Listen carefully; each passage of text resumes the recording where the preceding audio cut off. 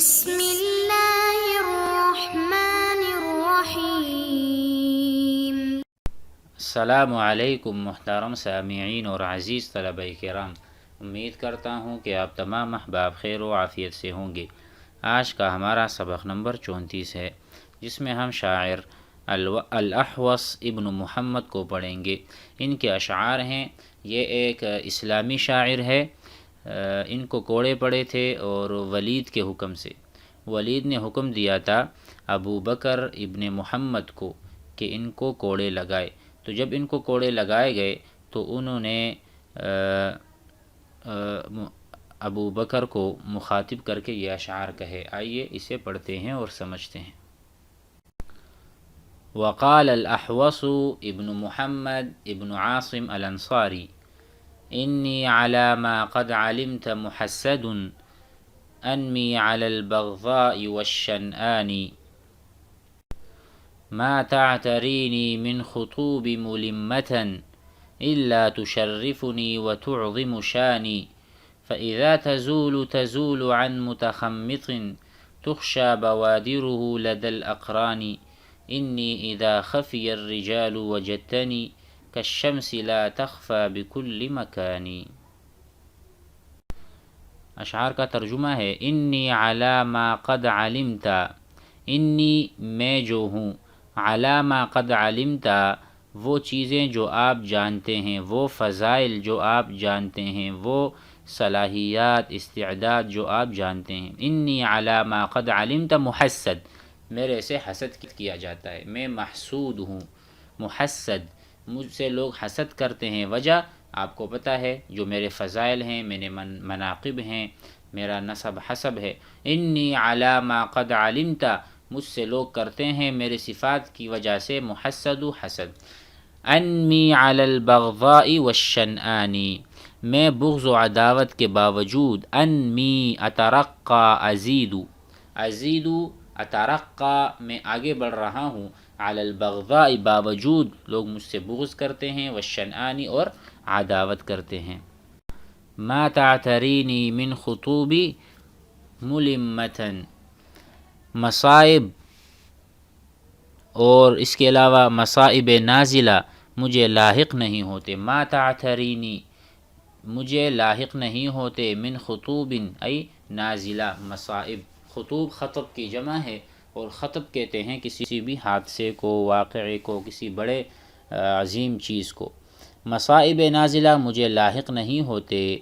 الا تشرفنی، مگر وہ مجھے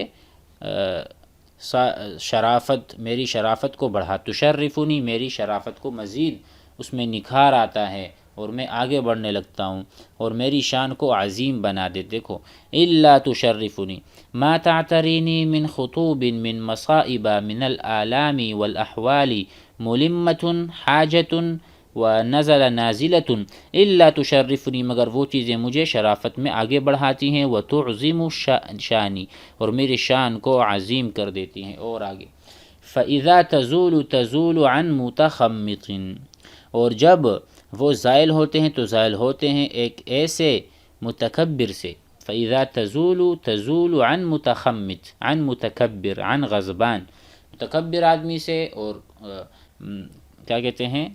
غصے والی آدمی سے وہ جب زائل ہوتے ہیں، تخشى بوادرہ لدى الاقران، تو کہتے ہیں جس کی جلد بازیاں بھی ہم سروں کے ہاں خوفناک ہیں، یعنی تو جو فیصلے سوچ سمجھ کر کیے جائیں ان کی ہیبت کا تو پوچھنا ہی کیا۔ جب یہ مصائب جو میرے اوپر آئے ہوئے ہیں، جب یہ زائل ہوتے ہیں تو زائل ہوتے ہیں ایسے متکبر آدمی سے، تخشى بوادرہ لدى الاقران، کہ ان کا جو یعنی جلد بازیاں ہیں، ہم سر اور ہم عمر لوگ بھی اس کے جلد بازیوں سے خوفناک ہیں، خوف کھاتے ہیں۔ اذا خفی الرجال وجدتنی، جب لوگ چھپ جاتے ہیں، خفیہ چھپنا، سترہ، انی اذا میری حالت کیا ہے، اذا خفی الرجال جب لوگ چھپتے ہیں، ڈرتے ہیں، خوف کھاتے ہیں، وجدتنی آپ مجھے پاؤ گے، میں بھاگنے والا نہیں ہوں۔ جب دوسرے لوگ اپنی گمنامی کے باعث مخفی ہوتے ہیں، کشمسی وجدتنی کشمسی، آپ مجھے سورج کی طرح پاؤ گے، لا تخفا جیسے کہ سورج نہیں چھپتا، لا تخفا لا تتستر بکل مکانی ہر جگہ،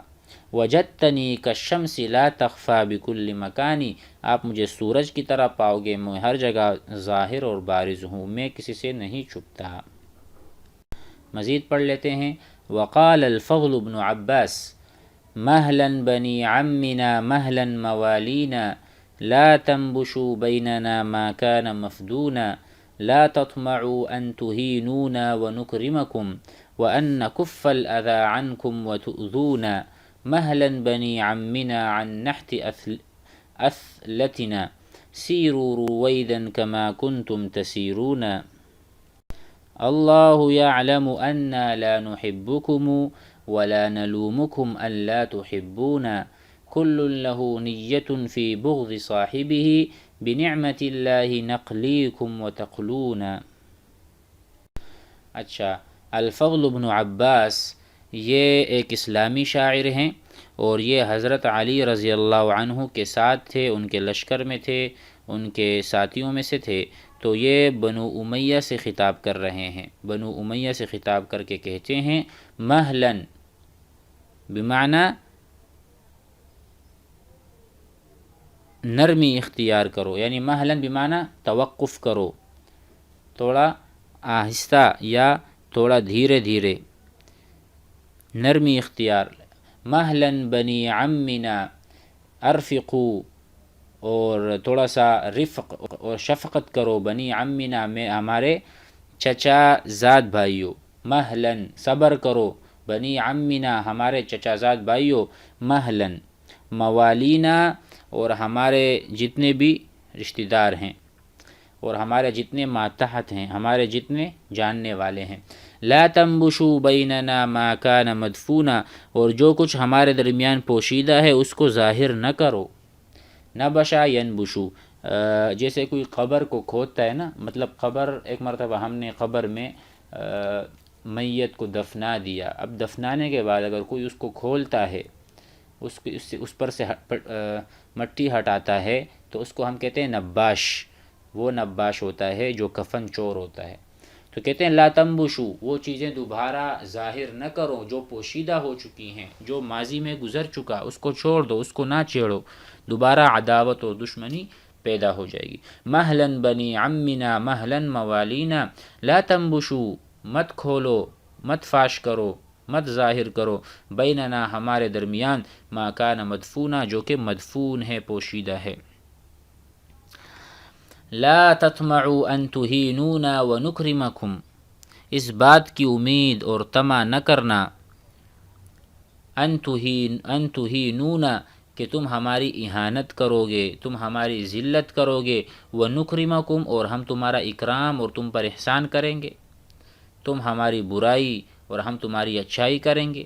لا تطمعوا، یہ طمع اور امید ہرگز نہ رکھنا، ان تہینونا کہ تم ہماری اہانت اور ذلت تذلیل کرو، ونکرمکم ہم تمہارے احترام کریں، وان نکف الاذی اور ہم آپ سے تکلیف کو اٹھا لیں، ہم آپ کو تکلیف نہ دیں، نکفا یعنی نمتنعو، ہم امتناع اور ہم ہاتھ روک لیں، الاذی تکلیف دینے سے تم کو، عنکم وتؤذونا اور تم ہمیں تکلیف دیتے رہو، ہو نہیں سکتا، آپ دو گے تو ہم بھی تکلیف دیں گے اور ہم بھی لڑنے پہ آ جائیں گے۔ مہلن بنی عمنا، میرے چچا زاد بھائیو، مہلن صبر کرو، عن نحت اثلتنا، کہتے ہیں اثلا بمعنی جاؤ کا درخت، جاؤ کے درخت کو اثلا کہتے ہیں، جیسے کہ قرآن مجید میں ہے وَبَدَّلْنَاهُمْ بِجَنَّتَيْهِمْ جَنَّتَيْنِ ذَوَاتَيْ أُكُلٍ خَمْطٍ وَأَثْلٍ وَشَيْءٍ مِّن سِدْرٍ قَلِيلٍ، جیسے کہ ایک محاورہ بھی ہے نحت اثلت فلان، یعنی اس پر عیب لگایا اور اس کی شان گھٹائی، تو کہتے ہیں مہلن بنی عمنا، صبر کر لو، عن نحت اثلتنا، ہماری برائی کو فاش نہ کرو، ہماری برائی کا بیان نہ کرو ہرگز، سیروا رویدن اور آہستہ سے چلو،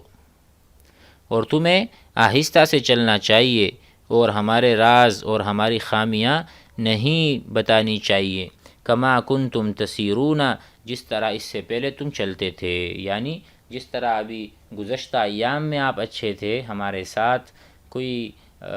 مڈ بھیڑ نہیں ہوئی تھی، کوئی بد کلامی وغیرہ نہیں ہوئی تھی، تو اس طرح سے اسی نہج پہ چلو، اسی طرح سے سیرو، سارا یسیرو چلنا، رویدن مہلن، آہستہ آہستہ، گاہے بگاہے، کما کنتم تسیرون، اور اسی طرح لا تنحتو اثلتنا، اصل معنی